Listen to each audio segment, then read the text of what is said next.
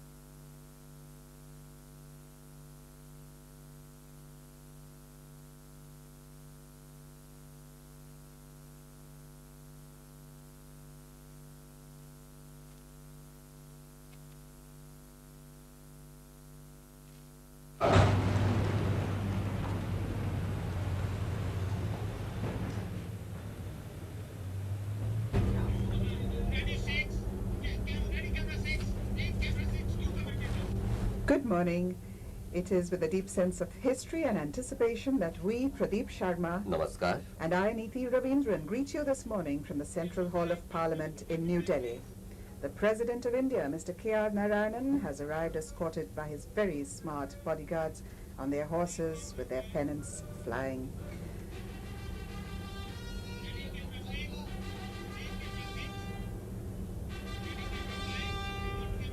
The Prime Minister, the Vice President, Mr. Krishan Kant, the Speaker of the House, Mr. Balyogi, are awaiting the arrival of the President of India.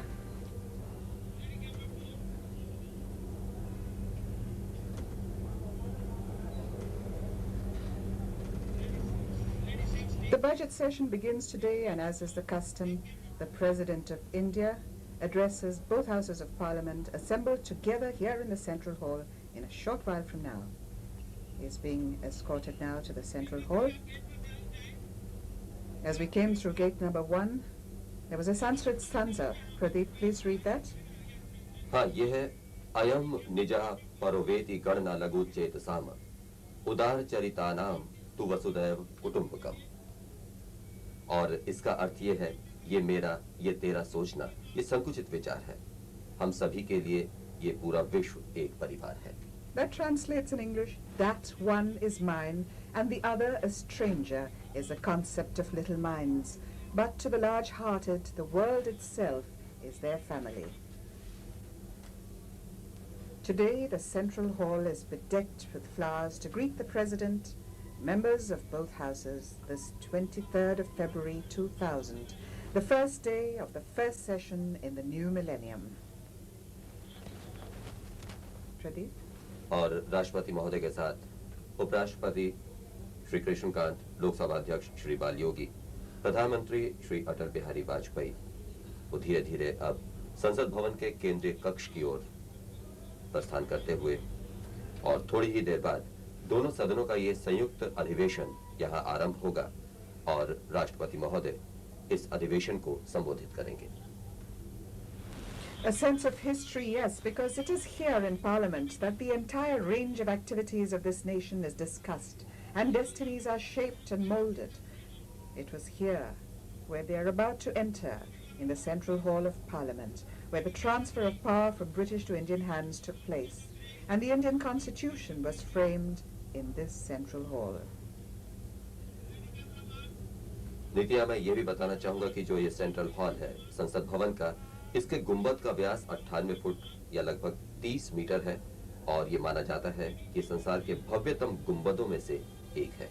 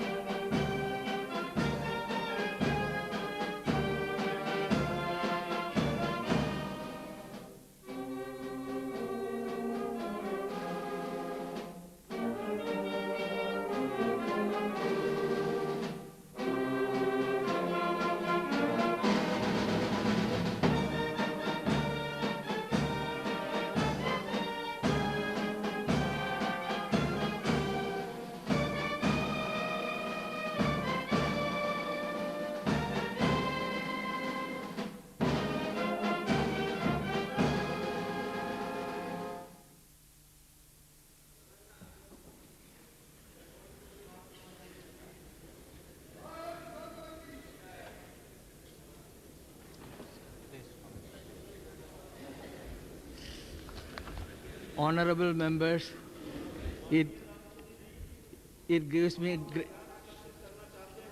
it gives me great pleasure to welcome you to the first session of Parliament in the year 2000.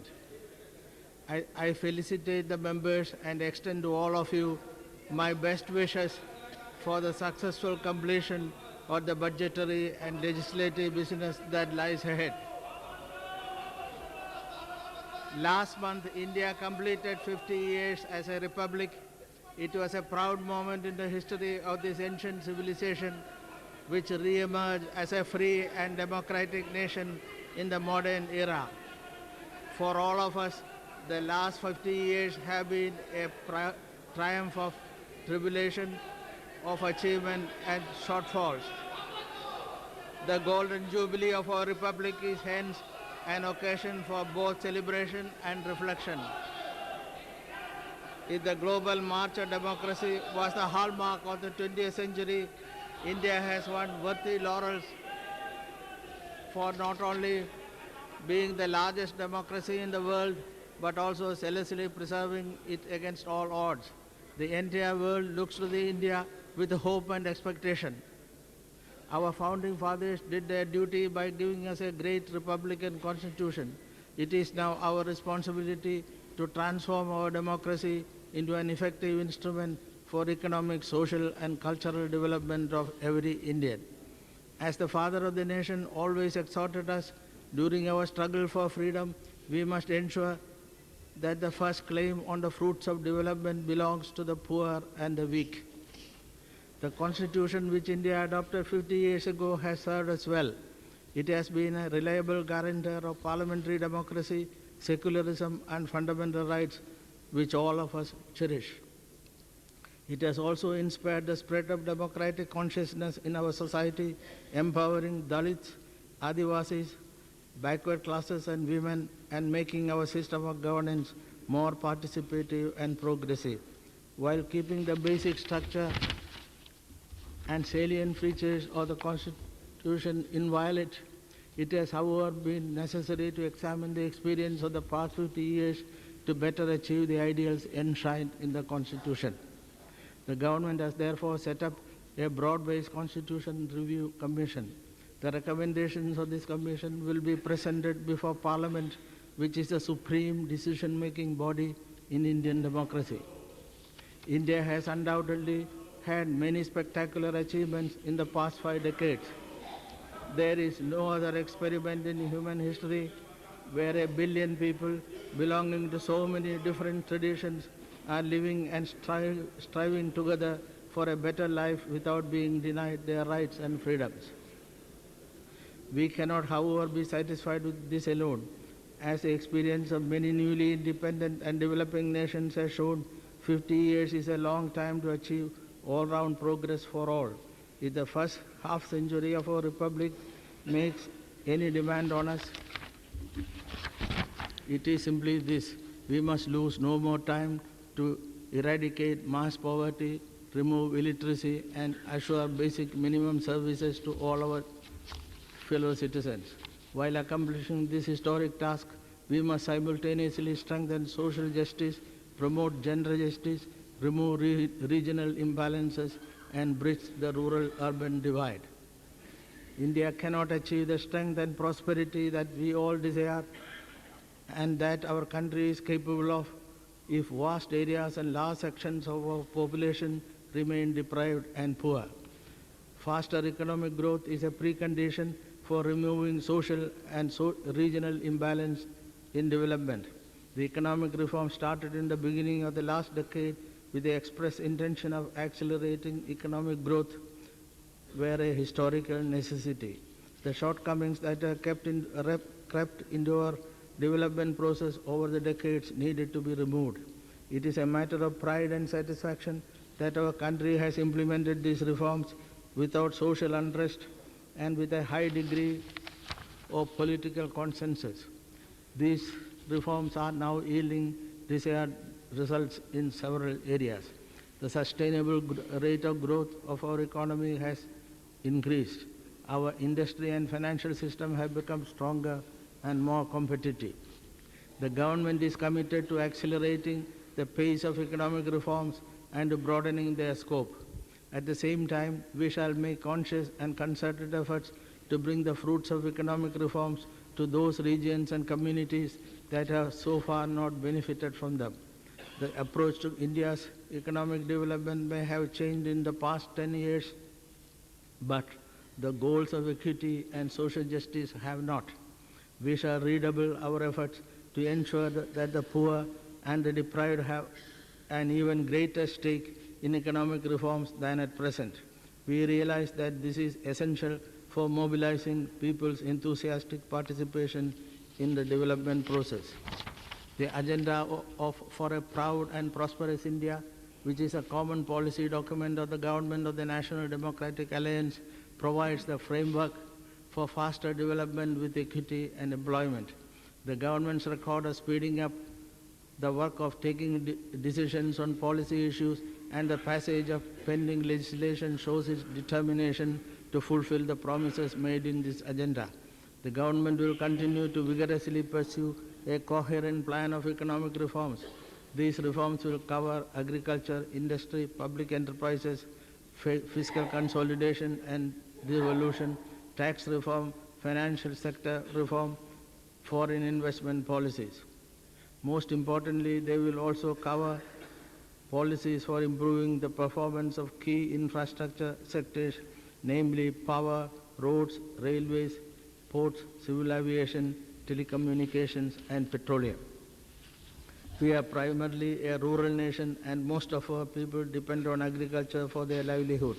Therefore, development of agriculture, particularly in the rain-fed and drought-prone areas where poverty is extreme, shall be accorded high priority.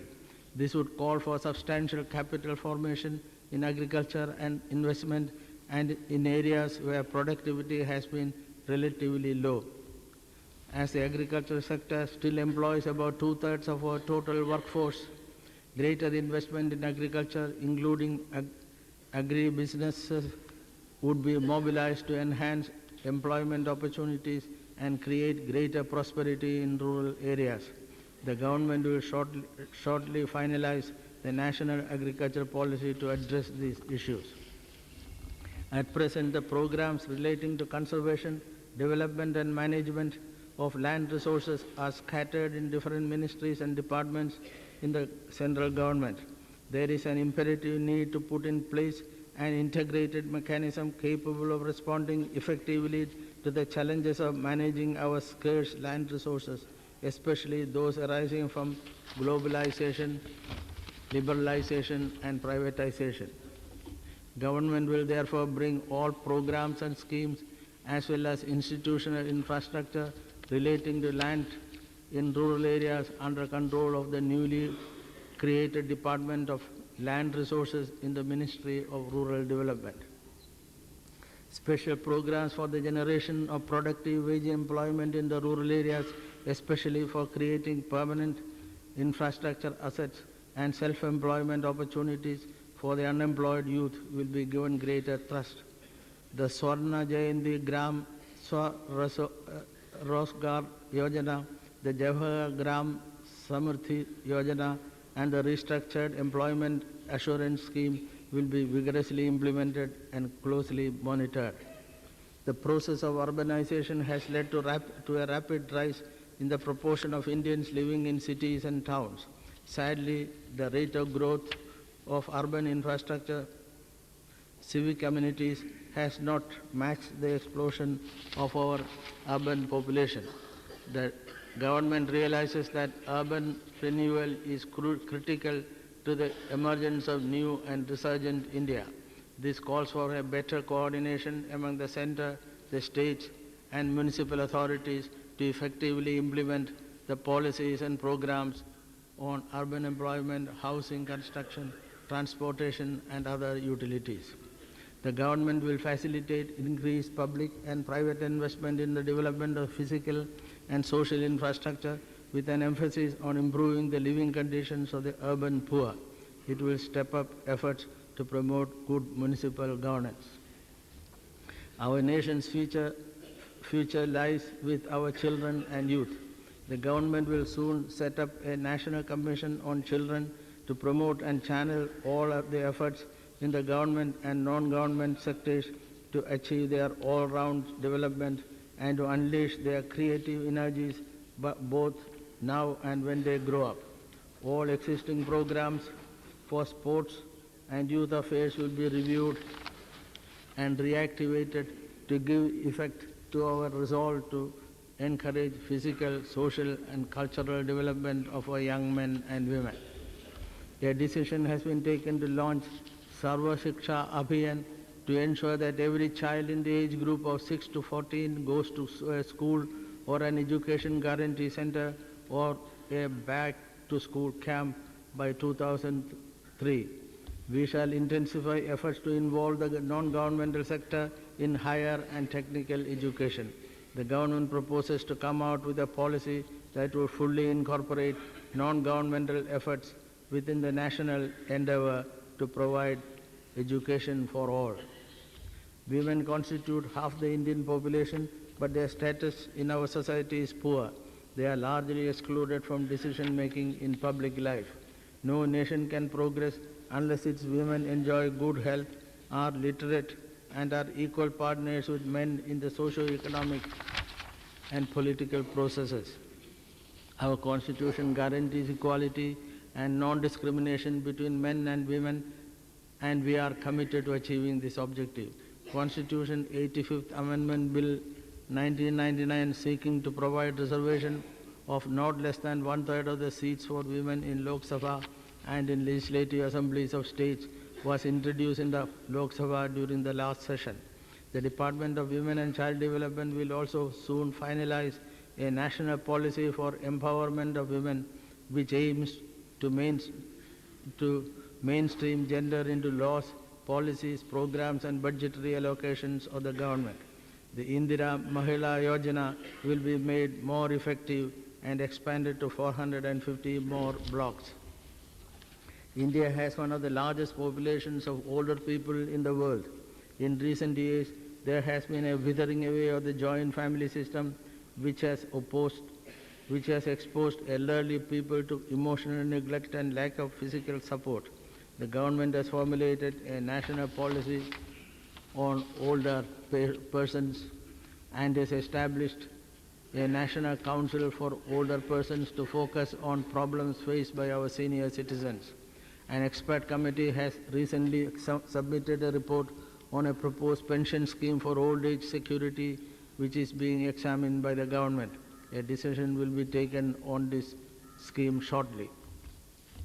When I last addressed both houses of Parliament on October 25, 1999, I had taken the opportunity to lay before you the medium-term economic agenda of the government. Since then, the economic data suggests a distinct upturn in the economy. Economic growth in 1999-2000 is expected to be around 6%. Inflation has also remained well under control during the current fiscal 1999-2000. Our foreign currency reserves at over $32 billion are also comfortable. There has been a general upward trend in stock indices, primarily due to the revival of the industrial sector. To build on this clear economic strength, we must seize the opportunity to deepen and accelerate the reform process. I am happy to say that the government has begun to implement the medium-term economic agenda outlined by me in my last address to Parliament. I will briefly dwell on these issues. The Telecom Regulatory Authority of India Amendment Ordinance 2000 was promulgated to strengthen the TRAI. This will remove many hurdles in the path of speedy development of telecom services, increase investor confidence, and create a level playing field between public and private operators. The corresponding bill will be brought before Parliament in the current session.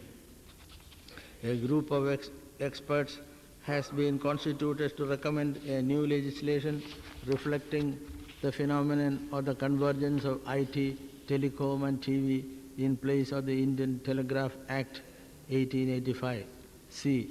The government has already initiated a major program of road construction to be called the National Highway Development Project, consisting of the Golden Quadrilateral and the east-west, north-south corridors costing 54,000 crores. We will ensure the speedy implementation of this vitally needed highway network. The government is carrying forward the restructuring and reform process in the power sector.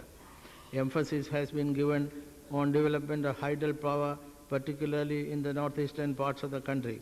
The national power grid will be strengthened to facilitate efficient interregional power flows. In the petroleum sector, under the new exploration licensing policy, 25 blocks have been awarded in a record time, thereby accelerating domestic exploration efforts. The Group on India Hydrocarbon Vision 2025 has also finalized its recommendations, and the government will initiate early action to implement them. If a bill to amend the Coal Mines Nationalization Act 1973 will be introduced in the current session of Parliament to allow Indian companies in the private sector to undertake coal mining. G. It has been decided to enable private participation in the airport sector through long-term leasing of airports. The existing airports of Delhi, Mumbai, Chennai and Calcutta will be given out on long-term lease basis, while a new international airport at Bangalore will be developed as a greenfield venture with private sector participation. This will go a long way in improving the airport infrastructure and the functioning of our airports to world-class levels. H. The government has also decided to take innovative steps to bring about a major improvement in the working of our ports and to develop other efficient and modern port facilities with greater private sector participation. I. The Information Technology Bill 1999 to promote e-commerce was introduced in the Lok Sabha in its last session. J. A National Venture Capital Fund of Rs 100 crores for promoting new information technology businesses by promising entrepreneurs has been launched. Guidelines to allow acquisition of foreign companies abroad by Indian IT companies have been liberalized. To accelerate high-speed internet services in the country, a liberal policy for setting up international gateways and use of foreign satellites for greater bandwidth has been put in place. Further measures will soon be taken to promote the spread of the internet and telecom services, especially in rural and backward areas. K. Ministry of Information Technology is taking further initiatives to promote the development of IT industry in the country. These include the proposal to establish India IT and Software Brand Equity Fund to facilitate greater usage of IT for increasing productivity in small and medium enterprises, developing Indian initiative in e-commerce and setting up IT-enabled services and distance education programs. I. The Insurance Regulation and Development Authority Act was passed by Parliament in its last session. This will enable participation by private Indian companies in the insurance sector, leading to better service to customers as well as mobilization of larger long-term investment for faster economic development. M. The government has reviewed and recast the foreign direct investment regime, enabling an automatic route for FDI clearances except in a small list of carefully chosen areas. This will bring in greater transparency, cut delays and create an enabling framework to ensure FDI inflow at least of $10 billion a year. The Debt Recovery Tribunal Act has been amended by an ordinance. It is one of the crucial measures underpinning financial sector reforms. The corresponding bill for replacement of the ordinance by an act will be reintroduced in Parliament in the current session.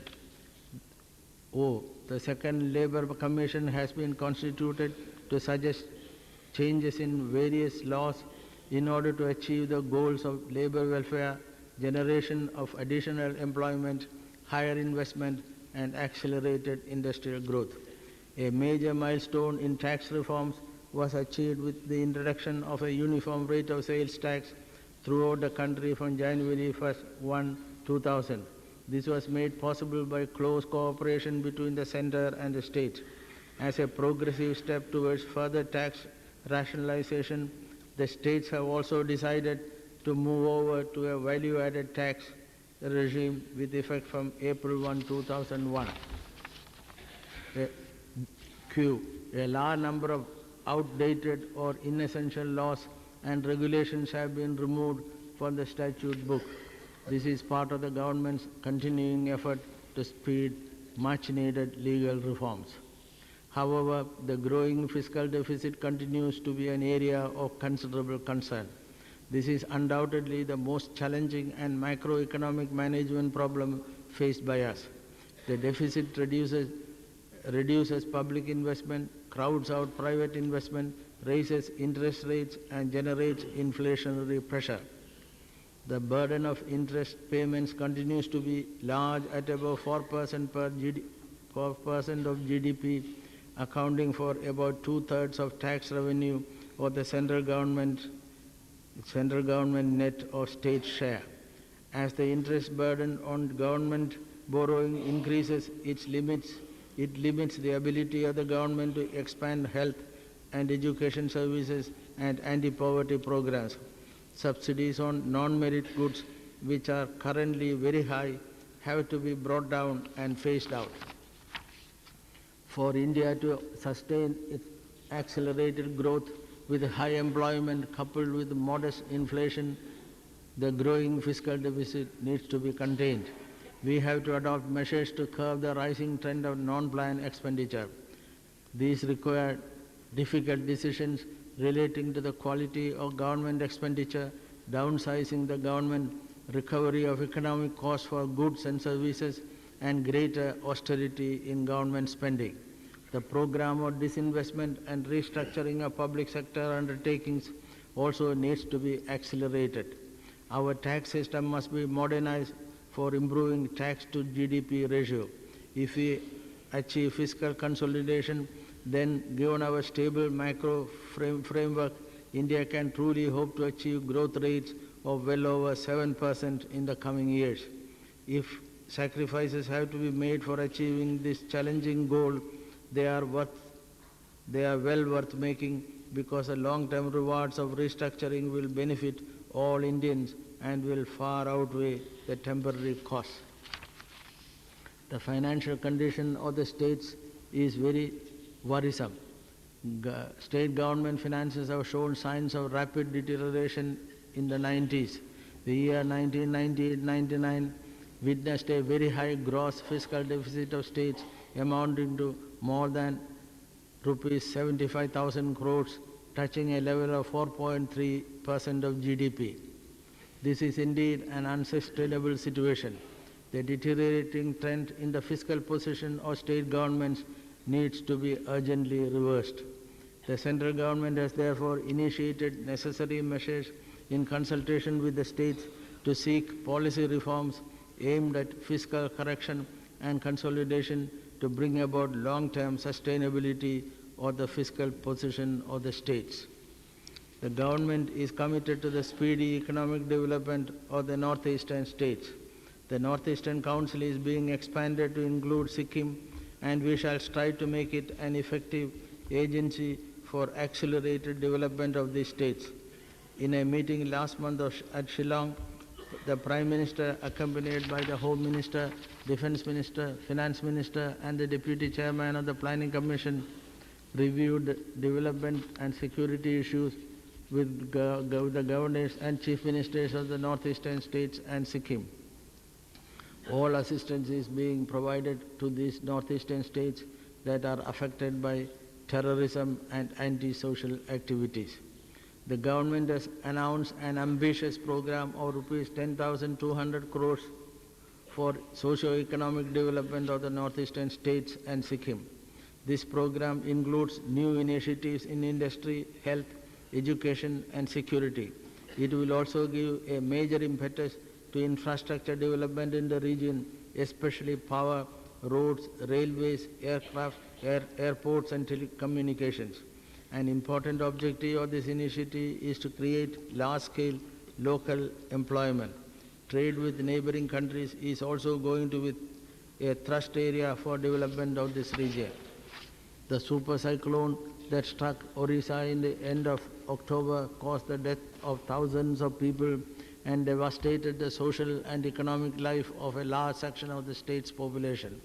The entire country participated generously in supplementing the government's efforts to mobilize relief and rehabilitation for the affected people.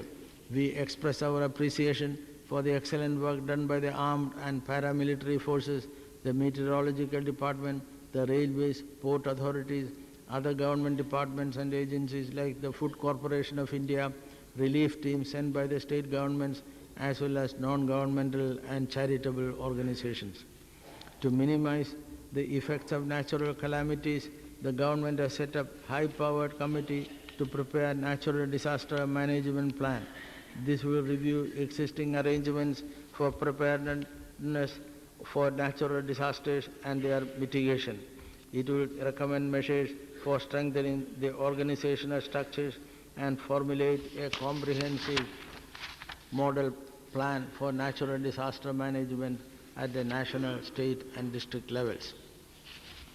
In the global context, we shall continue to work for the establishment of a rule-based, non-discriminatory, multilateral trade system which is fair and equitable to all nations. A founder member of the GATT and the WTO, India has been an active participant in all the previous international trade negotiations and in all the 3 WTO ministerial meetings. India has always pursued its mission for greater equity and symmetry in trade relations and for avoidance of linkage of trade and with extraneous issues.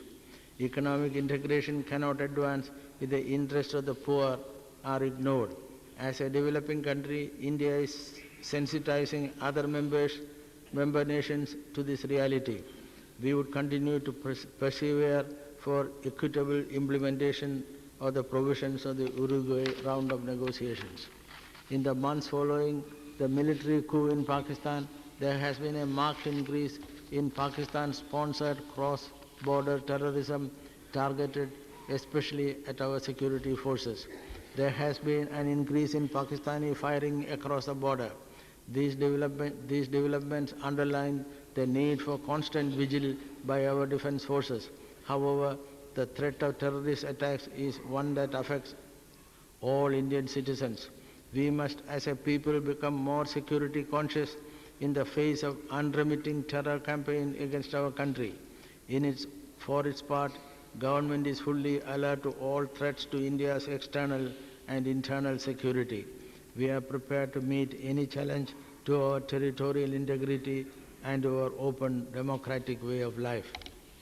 I salute the brave Jawans and officers of the Indian Army who are standing guard along the LOC in the Kargil and other sectors far from their families and loved ones. It is a tribute to the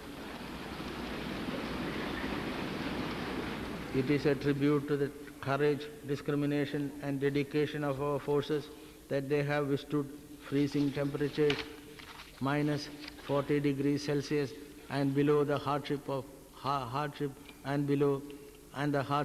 patrolling snowbound heights. It is due to the valor and skill of our soldiers that our frontiers are secure from enemy forces.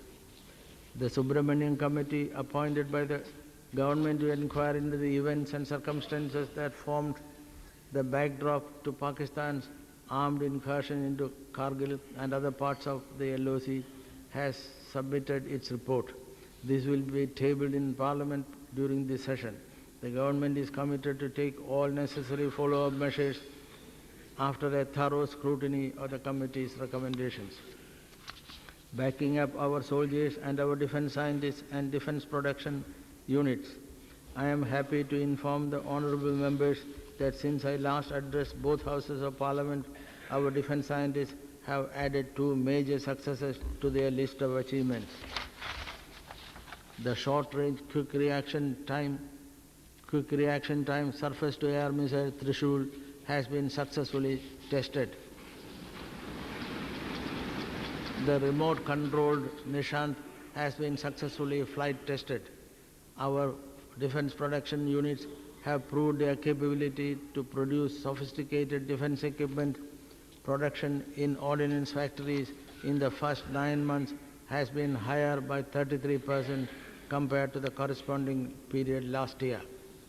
The overall law and order situation in the country has remained satisfactory except in certain areas affected by Pakistan-sponsored terrorist and separatist activities.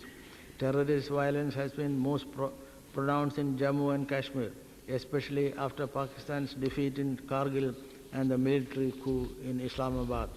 Government, both at the center and in the state, has met with challenge posed by the Pakistan-backed terrorists and foreign mercenaries with determination. We are continuing with our four-pronged strategy to counter terrorist and separatist violence in Jammu and Kashmir by deepening all the democratic process, accelerating economic development, isolating foreign mercenaries and terrorists, and playing a proactive role to neutralize them. Apart from the strengthening and modernizing in the Jammu and Kashmir police, government has been reimbursing the state's security-related expenditure and providing financial support over and above the normal planned assistance. I acknowledge the invaluable contribution of our armed forces, paramilitary forces, and police personnel in combating terrorism and extremism in Jammu and Kashmir and some other parts of the country. The government is fully committed to preserving and further strengthening the secular ethos of our country. Communal harmony in the country has improved remarkably in the past few years. The last 2 years have been largely free of communal violence. In 1999, this trend gathered speed with the number of communal incidents declining by 10%, the number of people killed by 32%, and the number of injured by 11%. The government stands by its promise to create the states of Uttaranchal, Vananchal and Chhattisgarh. Bills for this purpose are being referred to the concerned state legislators for their views.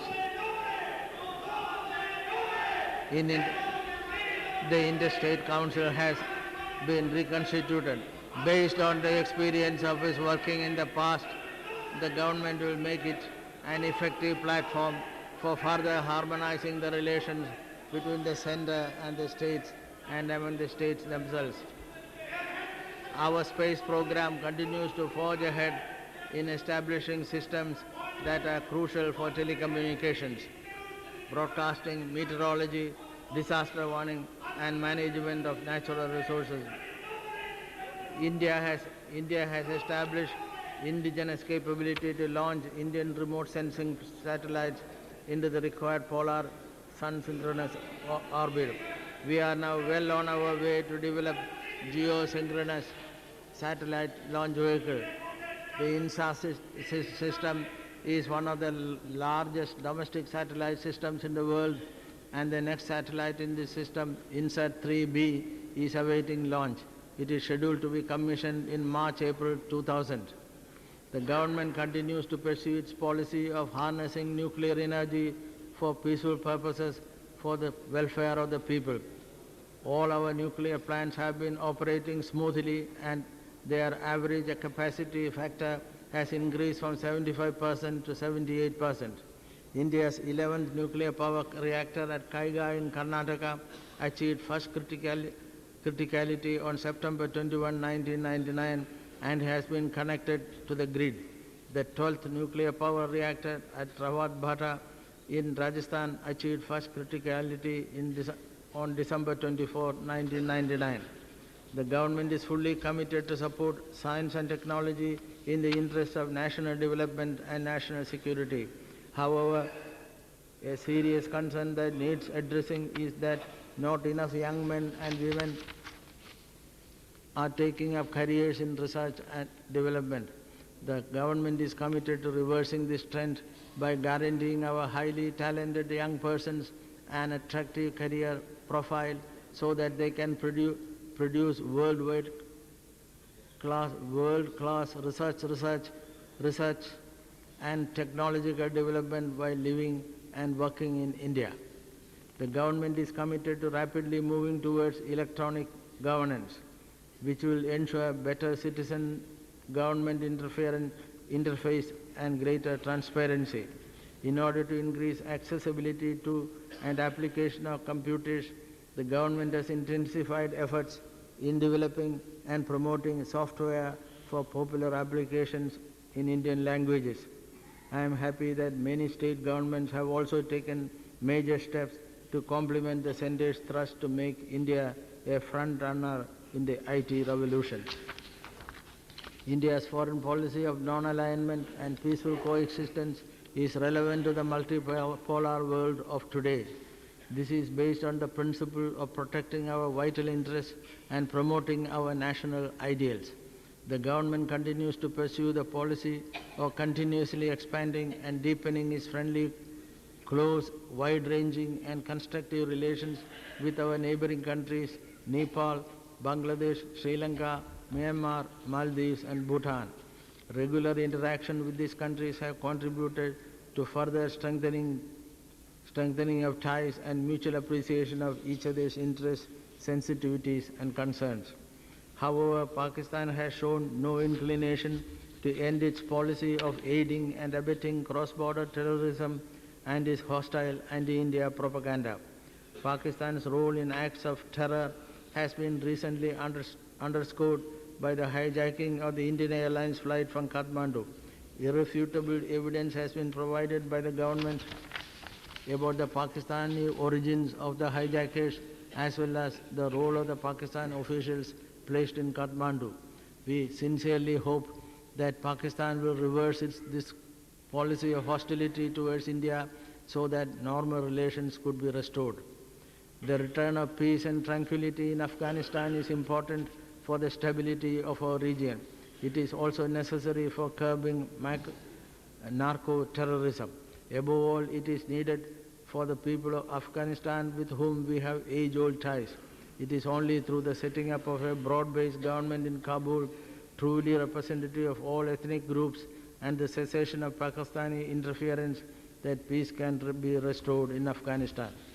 We shall continue to deepen and broaden our relations with our extended neighborhood of Central Asia, West Asia, the Gulf, and the Asia-Pacific region. We value our relations with our Asian neighbor, China, and we will commemorate the 50th anniversary of the establishment of diplomatic relations with China. In this context, I am looking forward to my state visit to China in May this year. We hope that Middle East peace process would reach a satisfactory conclusion. Our relations with Israel will continue to grow. India values a close and friendly relations with the European Union as well as with the countries of East Europe with whom our ties of traditional friendship have seen a new dynamism in recent years. We will further strengthen our friendship with Africa, Latin American and Caribbean countries. India looks forward to the consolidation of a time-tested comprehensive relations with the Russian Federation into a strategic partnership. We await a visit to India by the President of the Russian Federation and the signing of the declaration on strategic partnership between our two countries. Relations with the United Kingdom, Germany, Japan and France have shown a gratifying consolidation in recent times. As a result of high-level decisions, we have launched a strategic dialogue with France that has produced encouraging results.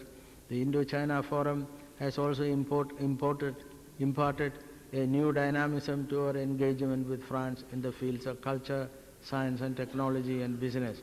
I am looking forward to my state visit to France scheduled for April this year.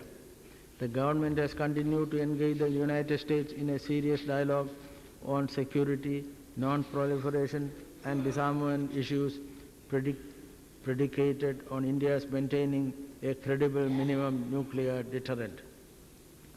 A significant outcome of this dialogue is the decision to set up a joint working group to deal with cross-border terrorism, which is a menace to the whole world.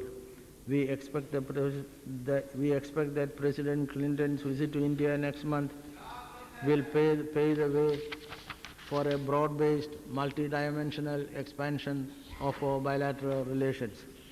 India reaffirms her commitment to global nuclear disarmament in a time-bound manner on a comprehensive and non-discriminatory basis.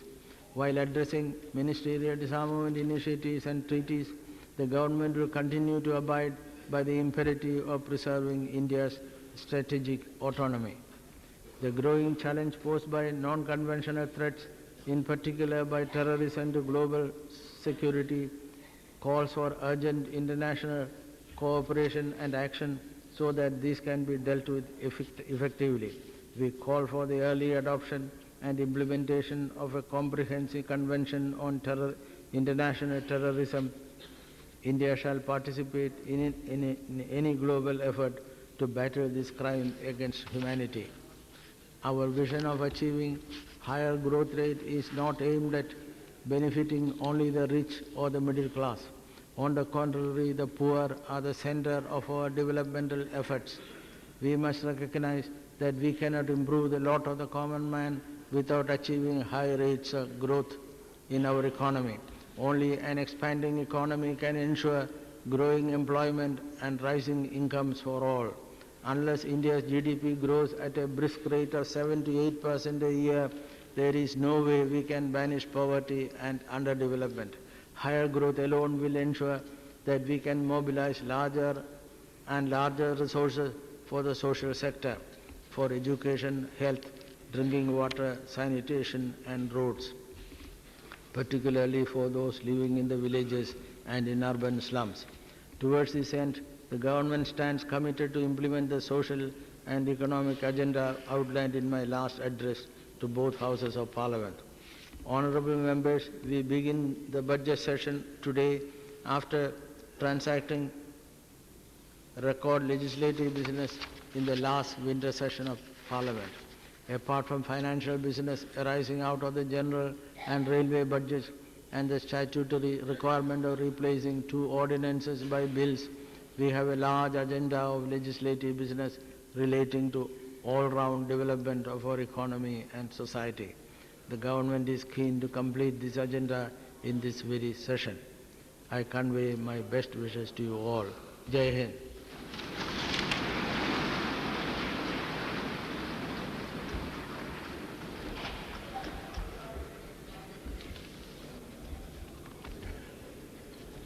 माननीय सदस्यगण, वर्ष 2000 में संसद के इस प्रथम सत्र में आपका स्वागत करते हुए मुझे अत्यंत प्रसन्नता हो रही है।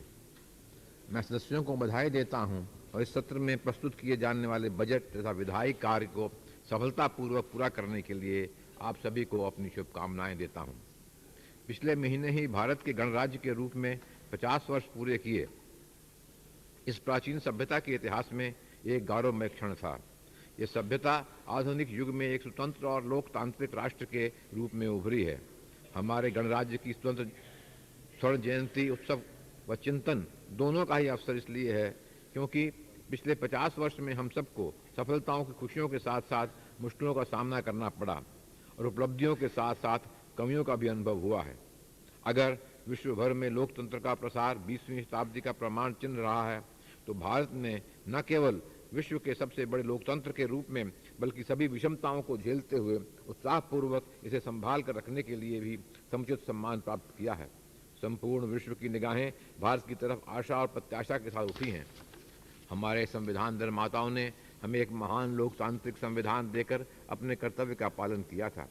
अब यह हमारा उत्तरदायित्व है कि हम अपने लोकतंत्र के प्रत्येक भारतीय के आर्थिक, सामाजिक और सांस्कृतिक विकास के लिए एक कारगर साधन के रूप में परिवर्तन करें। जिस प्रकार हमारे राष्ट्रपिता ने स्वतंत्रता संग्राम के दौरान हमें प्रेरित किया, उसी प्रकार हमें यह सुनिश्चित करना होगा कि विकास के लाभ सबसे पहले गरीब और कमज़ोर को मिलें। भारत ने जिस संविधान को 50 वर्ष पूर्व अंगीकार किया था, उससे लगभग हमारे सभी प्रयोजन पूरे हुए हैं। ये संसदीय लोकतंत्र, पंथ निरपेक्षता और मूलभूत अधिकारों का एक विश्वसनीय संरक्षक रहा है, जिनकी अभिलाषा हम सभी अपने हृदय में संजोए हुए हैं। इसने दलितों, आदिवासियों, पिछड़े वर्गों और महिलाओं को अधिकार देकर तथा हमारी शासन पद्धति को अधिक भागीदारी पूर्वक और प्रगतिशील बनाकर हमारे समाज में लोकतांत्रिक जागरूकता के प्रसार को भी प्रेरित किया है।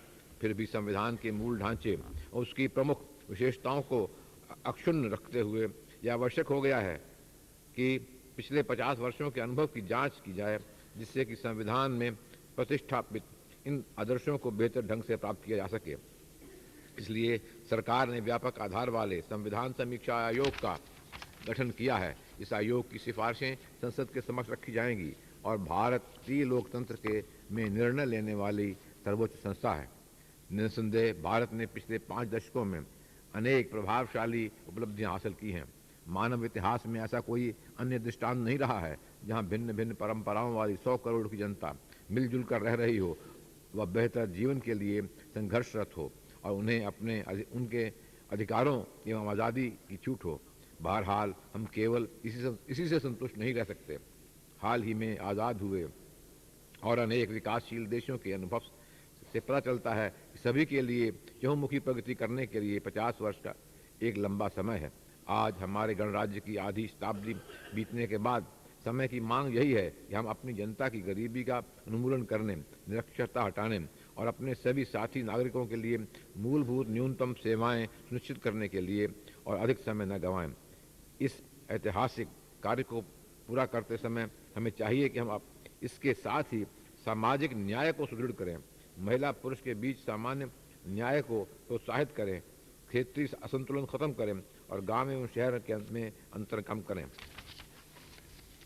यदि हमारा एक बड़ा क्षेत्र और जनसंख्या के अधिकांश वर्ग वंचित गरीब रहते हैं तो भारत सुदृढ़ता और खुशहाली प्राप्त नहीं कर सकता, जिसकी हम अच्छी इच्छा करते हैं और जिसके लिए हमारा देश सक्षम है। विकास में सामाजिक एवं क्षेत्रीय असंतुलनों को दूर करने के लिए तीव्र आर्थिक वृद्धि एक पूर्वापेक्षा है। आर्थिक वृद्धि को तेज करने के स्पष्ट इरादे के साथ पिछले दशक के आरंभ में शुरू किए गए आर्थिक सुधारों की एक ऐतिहासिक आवश्यकता थी। पिछले दशकों में हमारी विकास प्रक्रिया में जो कमियां आई हैं उन्हें ठीक करने की आवश्यकता है। ये गर्व और संतोष का विषय है कि हमारे देश ने इन सुधारों को सामाजिक अशांति के बिना और प्रायः पूर्ण राजनीतिक सहमति से कार्यान्वयन किया है। इन सुधारों से अब विभिन्न क्षेत्रों में वांछित परिणाम मिल रहे हैं। हमारी अर्थव्यवस्था की सतत वृद्धि दर बढ़ रही है। हमारे उद्योग और वित्तीय प्रणाली अधिक मजबूत हुए हैं और उनमें प्रतिस्पर्धा बढ़ी है। सरकार आर्थिक सुधारों की गति को तेज करने और उनके क्षेत्र को व्यापक बनाने के लिए वचनबद्ध है। साथ ही हम आर्थिक सुधारों के लाभों को उन क्षेत्रों और समुदायों के पास पहुंचाने के लिए सुविचारित व संगठित प्रयास करेंगे जिनको अभी तक उनका लाभ नहीं मिला है। हो सकता है कि विगत 10 वर्षों में भारत के आर्थिक विकास के दृष्टिकोण में बदलाव हुआ हो, परंतु समानता और सामाजिक न्याय के उद्देश्य में नहीं। हम ये सुनिश्चित करने के लिए अपने प्रयासों को दुगना करेंगे कि भारत आर्थिक सुधारों में गरीब और वंचित लोगों की भागीदारी उनकी वर्तमान भागीदारी की अपेक्षा और अधिक हो। हम अनुभव करते हैं कि विकास प्रक्रिया में लोगों की उत्साहवर्धक भागीदारी सुनिश्चित करने के लिए यह आवश्यक है। गौरवमय खुशहाल भारत का एजेंडा में समानता और रोजगार सहित तीव्र विकास के लिए ढांचे की व्यवस्था की गई है। यह राष्ट्रीय लोकतांत्रिक गठबंधन की सरकार का एक साझा नीतिगत दस्तावेज है। नीतिगत विषयों पर निर्णय लेने के कार्य में तेजी लाने तथा लंबित विधान को पारित करने का सरकार का रिकॉर्ड ये दर्शाता है कि वह इस एजेंडा के लिए किए गए वादों को पूरा करने के लिए वचनबद्ध है। सरकार आर्थिक सुधारों की संगत योजना व सशक्त कार्यवाही जारी रखेगी। इन सुधारों में कृषि, उद्योग, लोक उद्यम, राजकोषीय समेकन और अंतरण, कर सुधार, वित्तीय सेक्टर में सुधार और विदेशी निवेश संबंधी नीतियां शामिल होंगी। मुख्य रूप से उनमें विद्युत, सड़कें, रेल, बंदरगाह, नागर विमानन, दूरसंचार और पेट्रोलियम जैसे प्रमुख आधारभूत संरचना वाले क्षेत्रों के कार्य में निष्पादन में सुधार संबंधी नीतियां भी शामिल होंगी। हमारा देश मुख्य रूप से गांवों का देश है। हमारी अधिकांश जनता जीविकोपार्जन के लिए कृषि पर निर्भर है, इसलिए कृषि के विकास को उच्च प्राथमिकता दी जाएगी, विशेषकर वर्षा पोषित और सूखे की संभावना वाले क्षेत्रों में जहां अत्यधिक गरीबी है।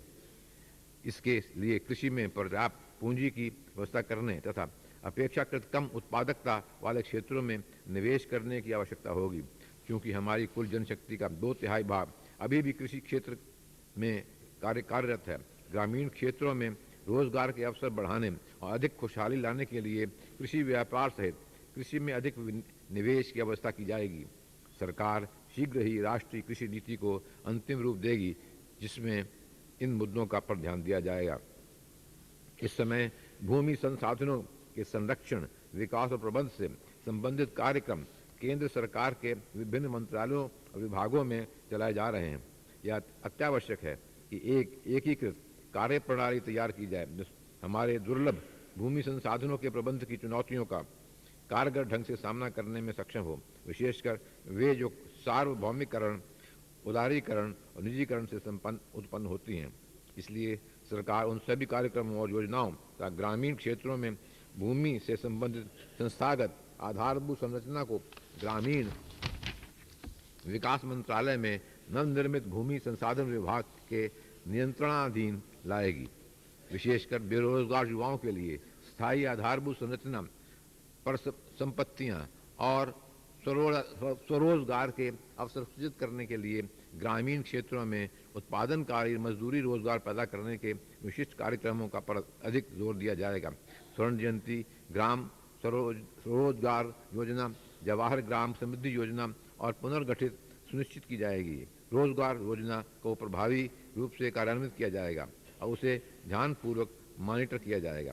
शहरीकरण की प्रक्रिया से शहरों एवं कस्बों में रहने वाले भारतीय लोगों के अनुपात में तेजी से वृद्धि हुई है। हमारे शहरों में जनसंख्या जिस अनुपात से बढ़ी है, दुर्भाग्य से शहरी आधारभूत संरचना और नागरिक सुविधाओं में हुई वृद्धि इसके स्वरूप नहीं हो पाई।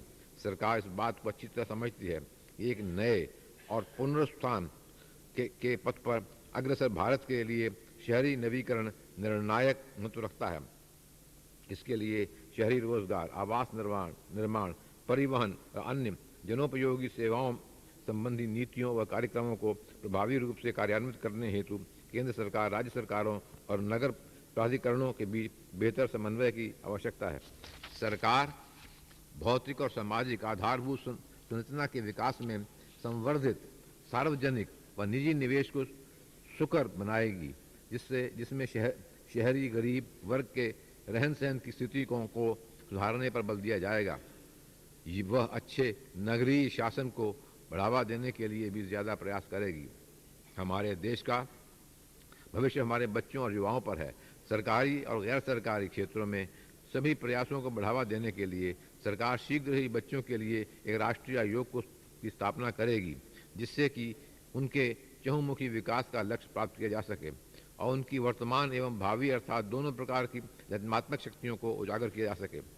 खेल एवं युवा कार्य संबंधी सभी मौजूदा कार्यक्रमों की समीक्षा की जाएगी और हमारे संकल्प को प्रभावी बनाने के लिए उन्हें पुनः क्रियाशील किया जाएगा, जिससे कि हमारे युवा वर्ग के शारीरिक, सामाजिक एवं सांस्कृतिक विकास को बढ़ावा दिया जा सके।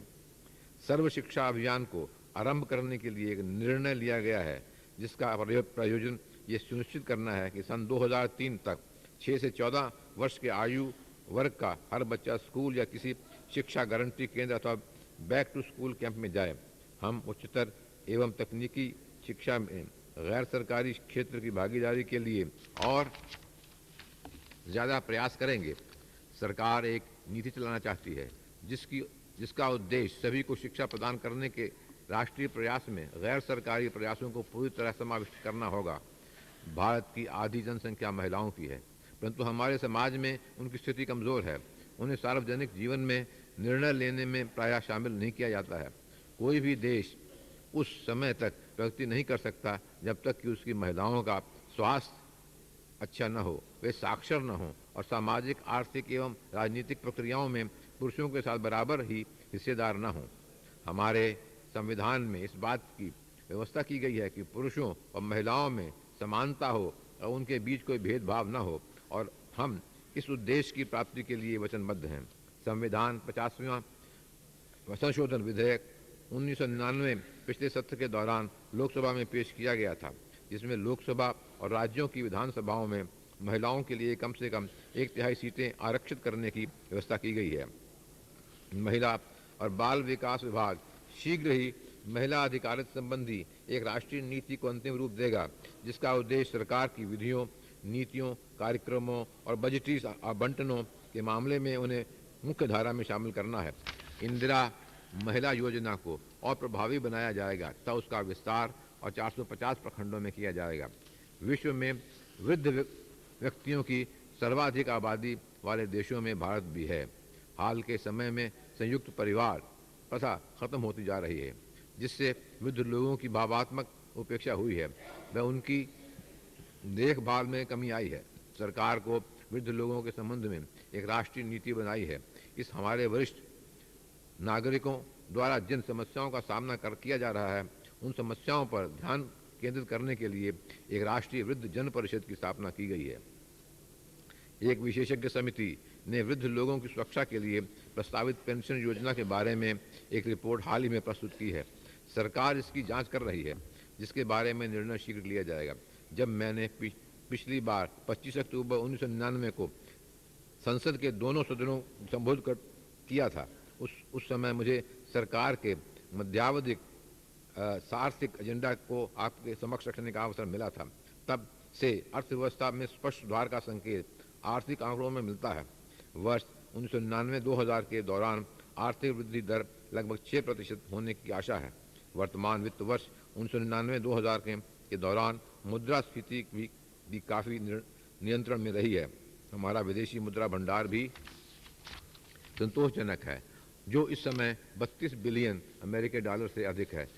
मुख्यतः औद्योगिक क्षेत्र में हुए पुनरुत्थान के कारण स्टॉक सूचकांक में सामान्यता बढ़त का रुझान आया है। इन स्पष्ट आर्थिक क्षमताओं के आधार पर आगे निर्माण करने के लिए हमें इस सुधार प्रक्रिया को और व्यापक व त्वरित करने के लिए इस अवसर का लाभ अवश्य उठाना चाहिए। मुझे यह कहते हुए प्रसन्नता है कि सरकार ने मध्यावधिक आर्थिक एजेंडा को कार्यान्वित करना शुरू कर दिया है।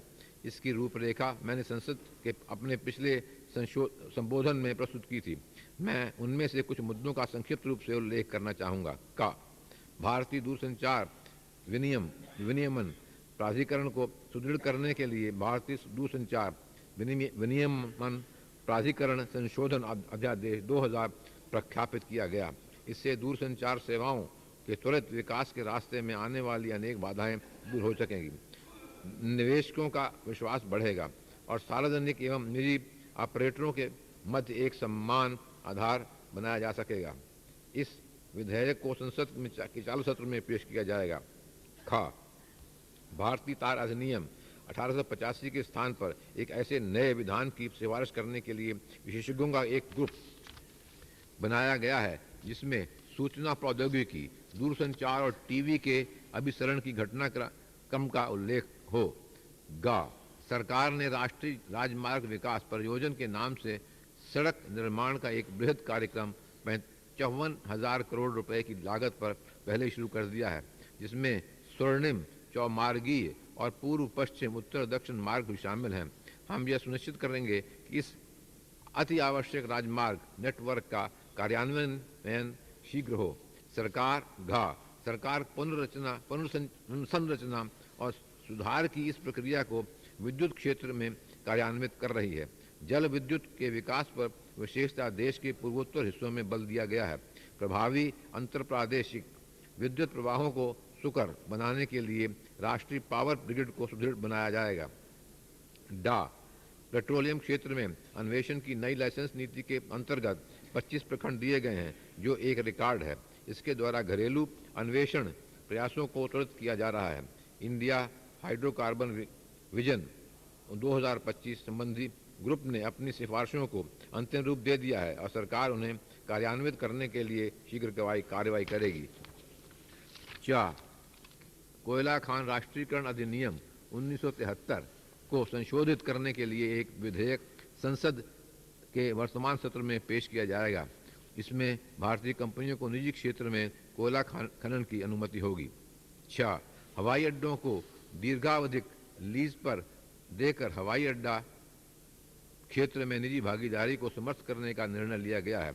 दिल्ली, मुंबई, चेन्नई और कलकत्ता के मौजूदा हवाई अड्डों को दीर्घावधिक लीज आधार पर दिया जाएगा, जबकि बेंगलुरु स्थित एक नए अंतर्राष्ट्रीय हवाई अड्डे को निजी क्षेत्र की भागीदारी से ग्रीनफील्ड वेंचर के रूप में विकसित किया जाएगा। इससे हमारे हवाई अड्डों की आधारभूत संरचना और उनकी कार्यप्रणाली में विश्व स्तरीय सुधार लाने में काफ़ी सहायता मिलेगी। सरकार ने निजी क्षेत्र की और ज़्यादा भागीदारी से अपने बंदरगाहों के कामकाज में व्यापक सुधार लाने तथा अन्य प्रभावी एवं आधुनिक बंदरगाह सुविधाएं विकसित करने के लिए नए कदम उठाने का भी निर्णय लिया है। ई कॉमर्स को बढ़ावा देने के लिए सूचना प्रौद्योगिकी विधेयक 1999 लोकसभा के पिछले सत्र में प्रस्तुत किया गया। नए सूचना प्रौद्योगिकी व्यवसाय को बढ़ावा देने हेतु उदीयमान उद्यमियों के लिए 100 करोड़ रुपए का एक राष्ट्रीय उद्यम पूंजी कोष बनाया गया है। भारतीय सूचना प्रौद्योगिकी कंपनियों द्वारा देश से बाहर विदेशी कंपनियों के अधिग्रहण की अनुमति देने संबंधी दिशा निर्देशों को उदार बनाया गया है। देश में हाई स्पीड इंटरनेट सेवाओं के विकास को तीव्र करने के लिए अंतर्राष्ट्रीय प्रवेश द्वारों की स्थापना और ग्रेटर बैंडविड्थ के लिए विदेशी उपग्रहों के इस्तेमाल संबंधी एक उदार नीति बनाई गई है। विशेषकर गांवों व पिछड़े क्षेत्रों में इंटरनेट एवं दूरसंचार सेवाओं के प्रसार को बढ़ावा देने के लिए और भी उपाय किए गए हैं। सूचना प्रौद्योगिकी मंत्रालय देश में सूचना प्रौद्योगिकी उद्योग के विकास को प्रोत्साहित करने के लिए और भी उपाय कर रहा है। इन उपायों में भारतीय सूचना प्रौद्योगिकी व सॉफ्टवेयर ब्रांड इक्विटी निधि स्थापित करने का प्रस्ताव, लघु एवं मध्यम उद्योगों में उत्पादकता बढ़ाने के लिए सूचना प्रौद्योगिकी के अधिक उपयोग को बढ़ावा देना, ई कॉमर्स के क्षेत्र में भारतीय पहल कदमियों को बढ़ावा देना एवं सूचना प्रौद्योगिकी पर आधारित सेवाओं व दूरवर्ती शिक्षा कार्यक्रमों की स्थापना करना शामिल है। संसद ने अपने पिछले सत्र में बीमा विनियमन और विकास प्राधिकरण अधिनियम पारित कर दिया था। इससे बीमा क्षेत्र में निजी भारतीय कंपनियां भी भागीदार बन सकेंगी और ग्राहकों को बेहतर सेवा मिलेगी। इसके अतिरिक्त तीव्र आर्थिक विकास के लिए बड़े पैमाने पर दीर्घकालिक निवेश भी जुटाया जा सकेगा। सरकार ने विदेशी प्रत्यक्ष निवेश संबंधी पद्धति की समीक्षा करके उसे नया रूप दिया है। इससे ध्यानपूर्वक चयन किए गए कुछ एक विषयों को छोड़कर विदेशी प्रत्यक्ष निवेश के लिए स्वतः ही स्वीकृति प्रणाली सुनिश्चित हो सकेगी। इससे अधिक पारदर्शिता आएगी, विलंब की संभावनाएं कम हो जाएंगी तथा प्रतिवर्ष कम से कम $10 बिलियन का विदेशी प्रत्यक्ष निवेश सुनिश्चित करने के लिए एक सशक्त व्यवस्था तैयार हो जाएगी। एक अध्यादेश द्वारा ऋण वसूली अधिकरण अधिनियम में संशोधन कर दिया गया है। यह वित्तीय क्षेत्र के लिए में किए जा रहे ठोस सुधारों में से एक है। इस अध्यादेश के स्थान पर अधिनियम बनाने संबंधी विधेयक संसद के वर्तमान सत्र में प्रस्तुत किया जाएगा। विभिन्न श्रम कानूनों में परिवर्तन सुझाने के लिए दूसरे श्रम आयोग का गठन किया गया है ताकि श्रम कल्याण, अतिरिक्त रोजगार सृजन, उच्चतर निवेश तथा त्वरित औद्योगिक विकास के लक्ष्य प्राप्त किए जा सकें। पूरे देश में 1 जनवरी 2000 से बिक्री कर की समान दर लागू करने पर सुधारों की दिशा में एक महत्वपूर्ण उपलब्धि प्राप्त हुई। ऐसा केंद्र तथा राज्यों के घनिष्ठ सहयोग से ही संभव हुआ है। करों को और तर्कसंगत बनाने के संबंध में क्रमिक उपाय के रूप में राज्यों ने 1 अप्रैल 2001 से मूल्य वर्धित कर VAT प्रणाली अपनाने का निर्णय लिया है। संविधि संग्रह से अनेक पुराने अथवा अनावश्यक कानून और विनियमन हटा दिए गए हैं। यह कार्यविधि क्षेत्र में तेजी से अति अपेक्षित सुधार करने की दिशा में सरकार के सतत प्रयासों का एक हिस्सा है। तथापि बढ़ता हुआ राजकोषीय घाटा गहन चिंता का विषय बना हुआ है।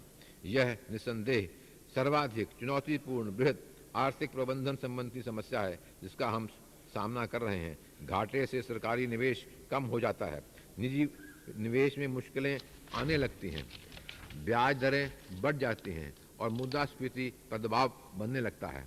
ब्याज अदायगियों का भार सकल घरेलू उत्पाद के 4% से ज़्यादा बना हुआ है, जो केंद्र सरकार के राजस्व कर में से राज्यों के हिस्से को निकालकर शेष का लगभग 2/3 बैठता है।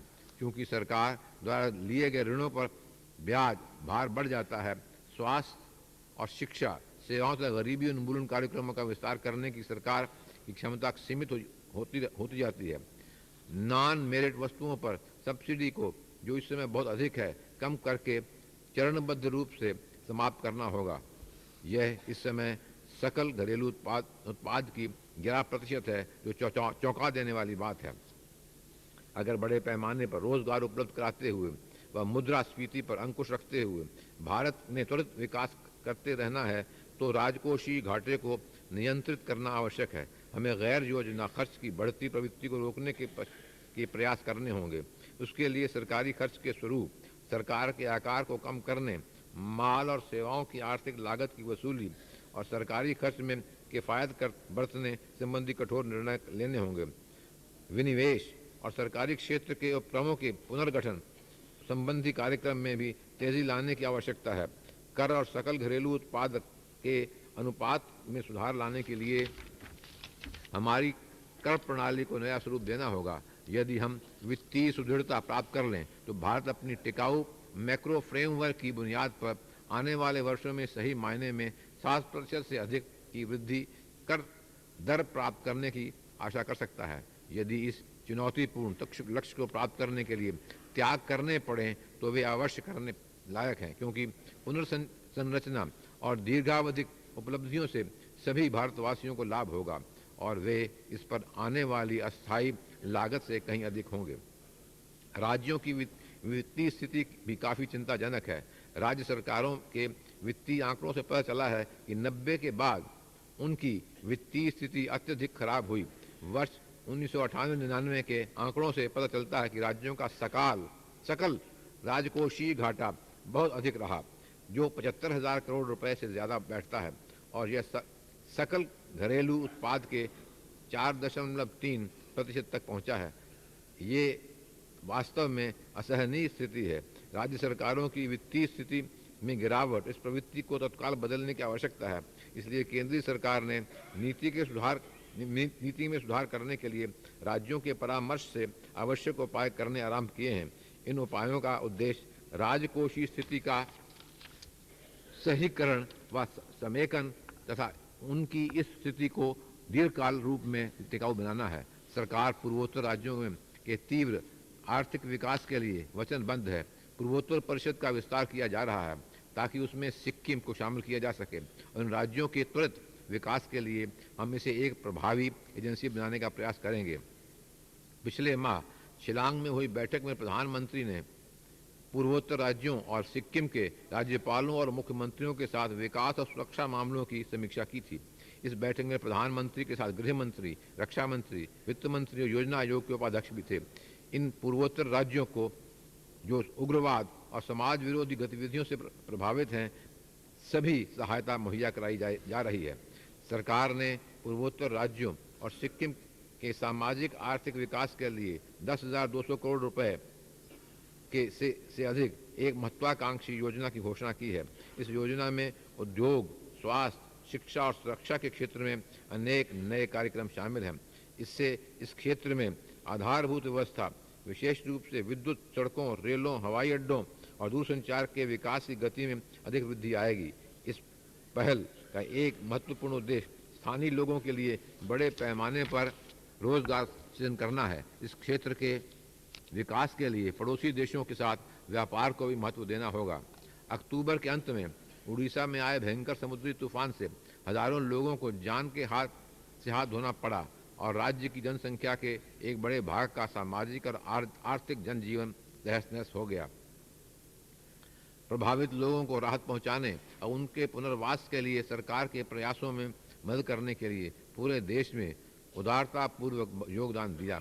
हम सशस्त्र और अर्धसैनिक बलों, मौसम विज्ञान विभाग, रेल, बंदरगाह प्राधिकारियों और अन्य सरकारी विभागों तथा भारतीय खाद्य निगम जैसी एजेंसियों, राज्य सरकारों के साथ साथ गैर सरकारी और धर्मार्थ संगठनों द्वारा भेजे गए राहत दलों द्वारा किए गए उत्कृष्ट कार्य की सराहना करते हैं।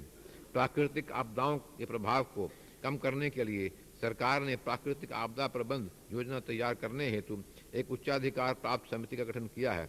यह प्राकृतिक आपदाओं से निपटने और उन्हें कम करने के लिए मौजूदा व्यवस्था की समीक्षा करेगी।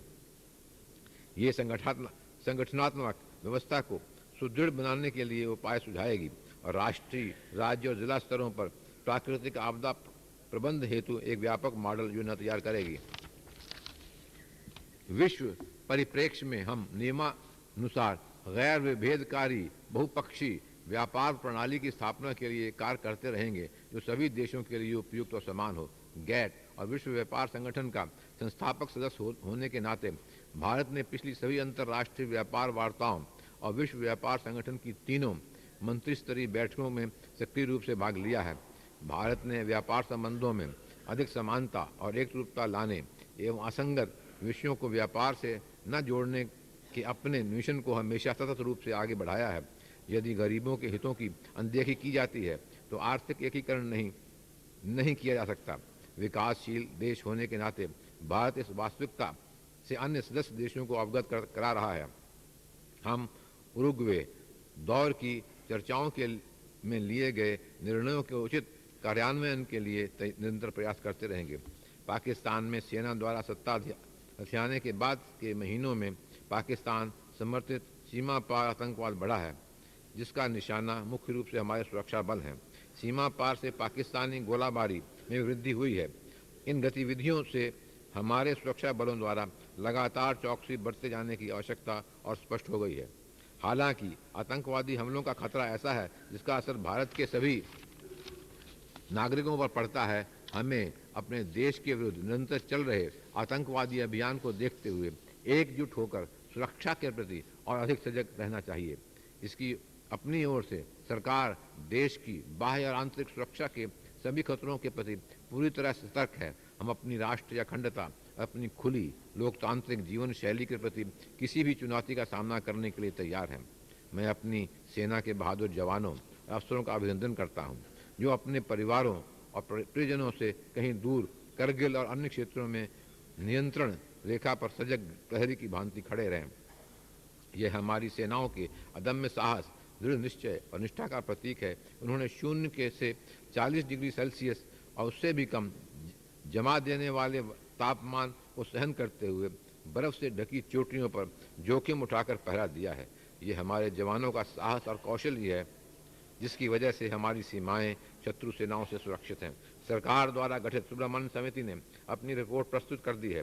समिति का गठन उन घटनाओं और परिस्थितियों की जांच करने के लिए किया गया था जो करगिल और नियंत्रण रेखा के अन्य हिस्सों में पाकिस्तान की सशस्त्र घुसपैठ की पृष्ठभूमि में थी। इस रिपोर्ट को इस सत्र के दौरान संसद में रखा जाएगा। सरकार समिति की सिफारिशों की गहराई से जांच करने के बाद सभी आवश्यक अनुवर्ती उपाय करने के लिए वचनबद्ध है। हमारे सैनिकों का साथ देने में हमारे रक्षा वैज्ञानिकों और रक्षा उत्पादन की इकाइयों का महत्वपूर्ण योगदान है। मुझे माननीय सदस्यों को सूचित करते हुए हर्ष हो रहा है, जब मैंने पिछली बार संसद के दोनों सदनों को संबोधित किया था, उसके बाद से हमारे रक्षा वैज्ञानिकों ने अपनी उपलब्धियों में 2 और प्रमुख सफलताएं हासिल की हैं।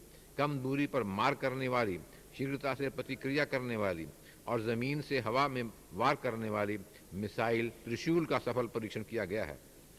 रिमोट द्वारा नियंत्रित निशांत का भी सफल उड़ान परीक्षण किया गया है। हमारी रक्षा उत्पादन इकाइयों ने सिद्ध कर दिया है कि उनमें अत्यंत जटिल एवं प्रभावी सुरक्षा उपकरणों का उत्पादन करने की क्षमता है। गत वर्ष की तुलना में इस वर्ष के पहले 9 महीनों में आयुधशालाओं में उत्पादन 33% अधिक हुआ है। पाकिस्तान समर्थित आतंकवादी एक अलगाववादी गतिविधियों से प्रभावित कुछ एक क्षेत्रों को छोड़कर देश में कानून और व्यवस्था की स्थिति कुल मिलाकर संतोषजनक रही है। जम्मू कश्मीर में आतंकवादी हिंसा की घटनाएं सर्वाधिक देखी गई हैं। विशेष रूप से कारगिल में पाकिस्तान की हार और इस्लामाबाद में सेना द्वारा सत्ता हथियाने के बाद केंद्र एवं राज्य सरकार दोनों ने पाकिस्तानी सहायता प्राप्त आतंकवादियों और भाड़े की विदेशी सैनिकों द्वारा खड़ी की गई चुनौती का दृढ़तापूर्वक सामना किया है। हम जम्मू कश्मीर में आतंकवाद और अलगाववाद हिंसा का मुकाबला करने के लिए अपनी चहुमुखी नीति जारी रखे हुए हैं, जिसके अंतर्गत लोकतांत्रिक प्रक्रिया को गहन बनाना, आर्थिक विकास तेज करना, भाड़े के विदेशी सैनिकों और आतंकवादियों को अलग थलग करना और उन्हें समाप्त करने के लिए एक सकारात्मक भूमिका निभाना शामिल है। जम्मू कश्मीर पुलिस को सुदृढ़ बनाने और उनका आधुनिकीकरण करने के अलावा सरकार राज्य में के सुरक्षा संबंधी खर्च की क्षतिपूर्ति कर रही है एवं सामान्य योजना सहायता के अतिरिक्त और वित्तीय सहायता प्रदान कर रही है।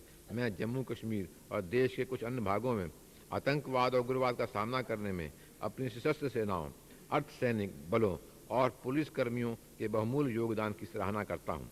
सरकार हमारे देश के पंथ निरपेक्ष लोकाचारों को बनाए रखने तथा उन्हें और सुदृढ़ बनाने के लिए पूर्णतया प्रतिबद्ध है। पिछले कुछ वर्षों में देश की सांप्रदायिक सद्भावना में उल्लेखनीय बढ़ोतरी हुई है। पिछले 2 वर्ष सांप्रदायिक हिंसा से प्राय मुक्त रहे हैं। वर्ष 1999 में इसमें और कमी आई है। परिणाम स्वरूप सांप्रदायिक घटनाओं में 10% तक, मृतकों की संख्या में 32% तक और घायलों की संख्या में 11% तक की कमी देखने में आई है। सरकार उत्तरांचल, वनांचल तथा छत्तीसगढ़ राज्य बनाने के अपने वचन पर कायम है। इस उद्देश्य के लिए विधेयक संबंधित राज्य विधानसभाओं को उनके विचार जानने के लिए भेजे जा रहे हैं। अंतर राज्यीय परिषद का पुनर्गठन किया जाएगा। सरकार विगत समय में इसके कामकाज के अनुभव के आधार पर इसे केंद्र तथा राज्य सरकारों एवं विभिन्न राज्य सरकारों के मध्य सामंजस्य बढ़ाने वाला एक प्रभावी मंच बनाएगी। हमारा अंतरिक्ष कार्यक्रम, दूरसंचार, प्रसारण, मौसम विज्ञान, आपदा चेतावनी तथा प्राकृतिक संसाधनों के प्रबंधन में महत्वपूर्ण तंत्र स्थापित करने की दिशा में अग्रसर है। भारत ने अपने दूरवर्ती प्रतिसंवेदी उपग्रहों को अपेक्षित ध्रुवीय सिंक्रोनस कक्षा में स्थापित करने की स्वदेशी क्षमता अर्जित कर ली है। हम अब जियोसिंक्रोनस उपग्रह छोड़ने वाले यान विकसित करने के पथ पर अग्रसर हैं। इनसेट तंत्र विश्व के सबसे बड़े घरेलू उपग्रह तंत्रों में से एक है तथा इसी श्रृंखला का अगला उपग्रह इनसेट 3B छोड़े जाने के लिए तैयार है। मार्च-अप्रैल 2000 में इसको शुरू करने का कार्यक्रम है। सरकार जन कल्याण हेतु शांतिपूर्ण उद्देश्यों के लिए नाभिकीय ऊर्जा के प्रयोग की नीति को जारी रखे हुए है। अभी सभी नाभिकीय संयंत्र सुचारू रूप से कार्य कर रहे हैं तथा उसका औसत क्षमता घटक 75% से बढ़कर 78% हो गया है। कर्नाटक में कैगापा स्थित भारत का 11वां नाभिकीय ऊर्जा रिएक्टर 21 सितंबर 1999 को प्रथम क्रांतिक स्तर पर पहुंच गया, जिसे ग्रिड से जोड़ दिया गया है। रावत भाटा राजस्थान में स्थित 12वां नाभिकीय ऊर्जा रिएक्टर 24 दिसंबर 1999 को प्रथम क्रांतिक स्तर पर पहुंच गया है। सरकार राष्ट्रीय विकास तथा राष्ट्रीय सुरक्षा के हितों में विज्ञान तथा प्रौद्योगिकी का समर्थन करने के लिए पूर्णतः कृत संकल्प है, किंतु गंभीर चिंता का विषय यह है कि पर्याप्त संख्या में युवा अनुसंधान एवं विकास के क्षेत्र को जीविका के रूप में नहीं अपना रहे। इस पर ध्यान दिए जाने की आवश्यकता है। अपने उच्च प्रतिभा संपन्न युवाओं के लिए एक आकर्षक कैरियर सुनिश्चित करके हम इस प्रवृत्ति को बदलने के लिए वचनबद्ध हैं, जिससे कि वे भारत में रहकर काम करते हुए विश्व स्तरीय वैज्ञानिक अनुसंधान एवं प्रौद्योगिकी का विकास कर सकें। सरकार तीव्र गति से इलेक्ट्रॉनिक शासन पद्धति की ओर अग्रसर होने के लिए भी वचनबद्ध है, जिससे नागरिकों व सरकार में बेहतर तालमेल तथा बेहतर पारदर्शिता सुनिश्चित हो सके। सरकार ने भारतीय भाषाओं में जन प्रयोग के लिए सॉफ्टवेयर विकसित व प्रोत्साहित करने के प्रयास सघन कर दिए हैं, ताकि कंप्यूटरों की उपलब्धता और उनके प्रयोग को बढ़ाया जा सके। मुझे खुशी है कि अनेक राज्य सरकारों ने भी सूचना प्रौद्योगिकी क्रांति के क्षेत्र में भारत को अग्रणी बनाने के केंद्र सरकार के प्रयासों का समर्थन करने के लिए अनेक कदम उठाए हैं। भारत की गुट निरपेक्षता और शांतिपूर्ण सह अस्तित्व की विदेश नीति आज के बहुध्रुवीय विश्व के लिए प्रासंगिक है। यह हमारे अत्यावश्यक हितों की सुरक्षा और राष्ट्रीय आदर्शों को प्रोत्साहित करने वाले सिद्धांतों पर आधारित है। अपने पड़ोसी देशों नेपाल तथा बांग्लादेश, श्रीलंका, म्यांमार, मालदीव तथा भूटान के साथ अपने मित्रतापूर्ण, घनिष्ठ, व्यापक तथा रचनात्मक संबंधों को निरंतर बढ़ाने व घनिष्ठ करने की अपनी नीति को सरकार जारी रखे हुए है। इन देशों के साथ नियमित विचार विमर्श से आपसी संबंधों को और मजबूत करने तथा एक दूसरे के हितों, अति संवेदनशील मुद्दों तथा सरोकारों का पारंपरिक मूल्यांकन करने में बल मिला है। लेकिन पाकिस्तान ने भारत विरोधी अपने शत्रुतापूर्ण प्रचार तथा सीमा पार से आतंकवाद को उकसाने और उसे सहायता देने की अपनी नीति को समाप्त करने के प्रति कोई रुचि नहीं दिखाई है। हाल ही में काठमांडू से एक इंडियन एयरलाइंस के एक विमान का अपहरण आतंकवादी गतिविधियों में पाकिस्तान की भूमिका को रेखांकित करता है। सरकार ने इसमें अपहरणकर्ताओं के पाकिस्तानी मूल के होने तथा काठमांडू में नियुक्त पाकिस्तानी अधिकारियों का हाथ होने के पुख्ता प्रमाण प्रस्तुत किए हैं। हम सचमुच आशा करते हैं कि पाकिस्तान भारत के प्रति शत्रुता की इस नीति को बदलेगा ताकि सामान्य संबंध पुनः स्थापित हो सके। अफगानिस्तान में अमन और चैन की बहाली होना हमारे क्षेत्र में स्थायित्व के लिए महत्वपूर्ण है। स्वापक आतंकवाद को रोकने के लिए भी यह आवश्यक है। सबसे बढ़कर यह अफगानिस्तान की जनता के लिए आवश्यक है, जिनके साथ हमारे वर्षों पुराने संबंध हैं। अफगानिस्तान में शांति की बहाली केवल तभी हो सकती है जब काबुल में व्यापक जनाधार वाली सरकार का गठन हो, जिसमें सभी जातियों का प्रतिनिधित्व हो तथा पाकिस्तानी हस्तक्षेप समाप्त हो। हम मध्य एशिया, पश्चिम एशिया, खाड़ी के देशों तथा एशिया प्रशांत क्षेत्र के अपने विस्तारित पड़ोस के साथ संबंधों को और घनिष्ठ और व्यापक बनाते रहेंगे। हम अपने एशियाई पड़ोसी चीन के साथ अपने संबंधों की कदर करते हैं। हम चीन के साथ अपने राजनयिक संबंधों की स्थापना की 50वीं वर्षगांठ मनाएंगे। इस संदर्भ में मैं इस वर्ष मई में होने वाली चीन की अपनी राजकीय यात्रा की उत्सुकता से प्रतीक्षा कर रहा हूं। हम आशा करते हैं कि मध्य पूर्व शांति प्रक्रिया से संतोषजनक निष्कर्ष निकलेगा। इजराइल के साथ हमारे संबंध बढ़ते रहेंगे। भारत यूरोपीय संघ के साथ साथ पूर्वी यूरोप के देशों के साथ भी अपने मित्रतापूर्ण संबंधों की कदर करता है, जिसके साथ पारंपरिक मित्रता के हमारे संबंध हाल के वर्षों में और प्रगाढ़ हुए हैं। हम अफ्रीकी, लैटिन अमेरिकी तथा कैरेबियन देशों के साथ अपने मित्रता संबंधों को और सुदृढ़ करेंगे। भारत सोवियत संघ के साथ सामरिक भागीदारी में अपने घनिष्ठ और समय की कसौटी पर खरे उतरे संबंधों के दृढ़ होने की उत्सुकता से प्रतीक्षा कर रहा है। हम सोवियत संघ के राष्ट्रपति की भारत यात्रा और दोनों देशों के बीच सामरिक भागीदारी की घोषणा पर हस्ताक्षर होने की प्रतीक्षा कर रहे हैं। हाल ही के वर्षों में यूनाइटेड किंगडम, जर्मनी, जापान और फ्रांस के साथ हमारे संबंधों में संतोषजनक सुदृढ़ता आई है। उच्च स्तर पर किए गए निर्णयों के फलस्वरूप फ्रांस के साथ सामरिक महत्व की चर्चा आरंभ हुई है, जिसके उत्साहप्रद परिणाम सामने आए हैं।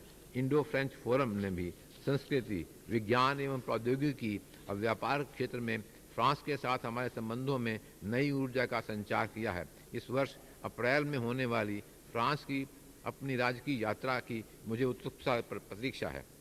सरकार ने सुरक्षा की दृष्टि से परमाणु अस्त्रों की एक विश्वसनीय व न्यूनतम मात्रा को बनाए रखते हुए भारत से संबंध सुरक्षा, परमाणु अप्रसार और निरस्त्रीकरण जैसे मुद्दों पर अमेरिका से गंभीर वार्तालाप जारी रखा है।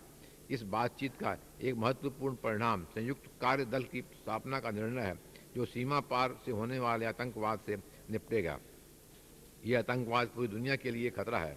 हमें आशा है कि अगले महीने राष्ट्रपति क्लिंटन की भारत यात्रा हमारे द्विपक्षीय संबंधों को एक विस्तृत आधार प्रदान करेगी और उनके बहुआयामी विस्तार का मार्ग प्रशस्त करेगी। भारत एक व्यापक एवं भेदभाव रहित आधार पर समयबद्ध तरीके से नाभिकीय हथियारों से मुक्त विश्व के लिए अपनी वचनबद्धता को पुनः दोहराता है।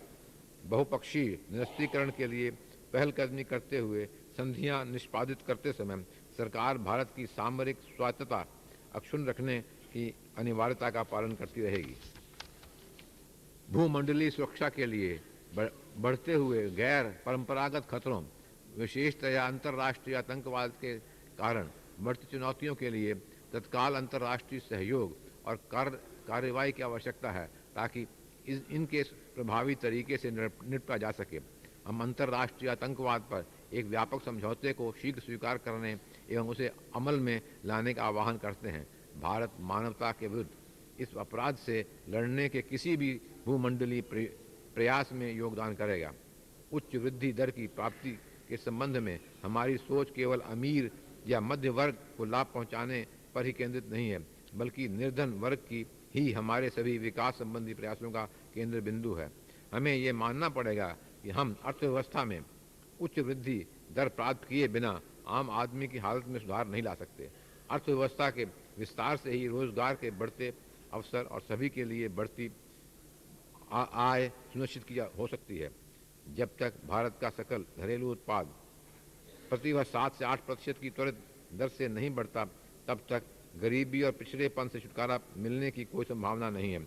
उच्च वृद्धि दर प्राप्त करके ही हम शिक्षा, स्वास्थ्य, पेयजल, सफाई और सड़कों जैसे सामाजिक क्षेत्र के लिए अधिकाधिक संसाधन जुटा सकते हैं, और विशेष तौर पर गांव और शहरी गंदी बस्तियों के निवासियों के लिए। इस उद्देश्य के लिए संसद के दोनों सदनों में के सम्मुख पिछले संबोधन में रेखांकित सामाजिक एवं आर्थिक एजेंडा के कार्यान्वयन के लिए सरकार प्रतिबद्ध है। माननीय सदस्यगण, संसद के पिछले शीतकालीन सत्र में वैधानिक कार्य में निष्पादन में उल्लेखनीय उपलब्धि हासिल करने के बाद आज हम बजट सत्र प्रारंभ करते हैं।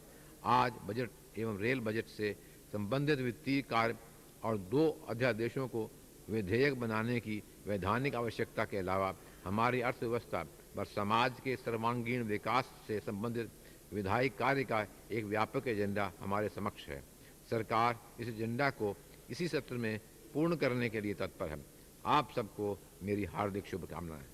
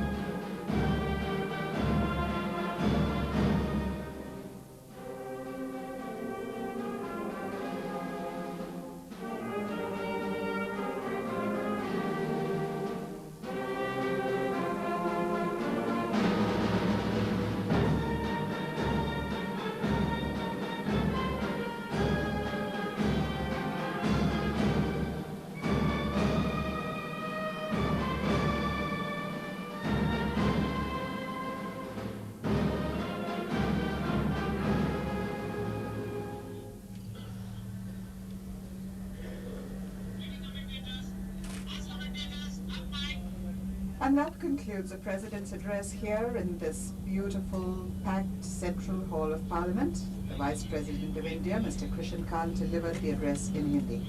Many issues of import are likely to be discussed during the budget session in Parliament, which begins today. The President of India, Mr. K.R. Narayanan, addressed a wide range of subjects of national concern. He spoke of milestones in our nation's development, of the future being in the hands of our children and youth, of the challenges ahead and difficult decisions. Pragmatic, enthusiastic and encouraging. Pradeep? नीति संविधान के अनुच्छेद 87 में एक उपबंध है। प्रत्येक सामान्य निर्वाचन के बाद प्रथम सत्र के आरंभ में और प्रत्येक वर्ष के प्रथम सत्र के आरंभ में एक साथ संवैध संसद के दोनों सदनों में राष्ट्रपति अभिभाषण करेंगे और संसद को उसके आह्वान के कारण बताएंगे। और इसी स्वस्थ परंपरा का निर्वाह एक बार फिर हुआ आज। और अब राष्ट्रपति अपने अभिभाषण के बाद धीरे धीरे अब प्रस्थान करते हुए उनके साथ हैं उपराष्ट्रपति श्री कृष्णकांत और लोकसभा अध्यक्ष श्री बालयोगी जी, प्रधानमंत्री श्री अटल बिहारी वाजपेयी, और अब ये खूबसूरत संसद भवन के अहाते से होते हुए अब राष्ट्रपति जी प्रस्थान कर रहे हैं। और इसी के साथ मैं प्रदीप शर्मा अपनी साथी नीति रविंद्रन के साथ आपको स्टूडियोज वापस लिए चलता हूं।